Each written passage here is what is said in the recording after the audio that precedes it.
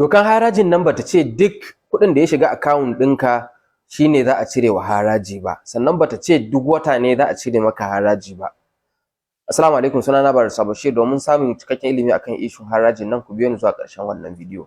Da yawa daga cikin mutanenmu muna ta tunanin cewa shin dokar harajin nan in ta fara aiki duk wata ne za a cire wa mutum kuɗin harajin nan, sannan kuma duk kuɗin da ya shiga account ɗinka ne za a cire maka harajin nan, ko ya ne?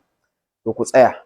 Abin da za a yi, dokan ta ce shine a shekara sau ɗaya ne zaka cire harajin. Akwai wani link da zaka shiga na ita wannan hukuma ta haraji, Federal Inland Revenue, zaka je ka cika da kanka cewa abu kaza ga kuɗi da ya shiga account ɗinka. Misali miliyan 10 ta shiga account ɗinka, sai ya kasance miliyan 9 a ciki mutane ne suka aiko maka sako ka bawa wasu, ko kuma kayi wani an yi ajiya a account ɗinka ko wani abu makamancin haka. Abin da naka ne, wanda shine ka samu, wanda income ɗinka ne, shine misali miliyan 1 a cikin miliyan 10 nan, to zaka sanarwa wannan hukuma cewa miliyan 1 nan ita ce taka, wancan miliyan kaza kuɗin wane ne da kuɗin wane ne, ko kuma kuɗin aika ne, ko kuɗin ajiya ne, ko kuɗin sako ne.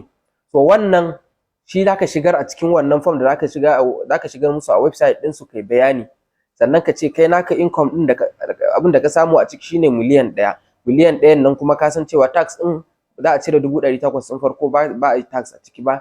Abin da ya rage 200 a ciki ne za a cire tax ɗin, wanda kai da kanka zaka cire kai filing ka tura musu a wannan hukuma ta account da za a iya bayarwa, ko ta remita, ya danganta da abin da suka bayar. Kuma sau ɗaya ne a shekara. Saboda haka masu tsoron cewa duk kuɗi da ya shiga account ɗinka ne ko wane ne, ba haka bane, ba haka dokar ta ce ba. Sunana Barista Bashir, da fatan kun ji daɗin wannan bidiyo. Kada ku manta ku share wa al'umma domin su ƙaru. Sai anjima.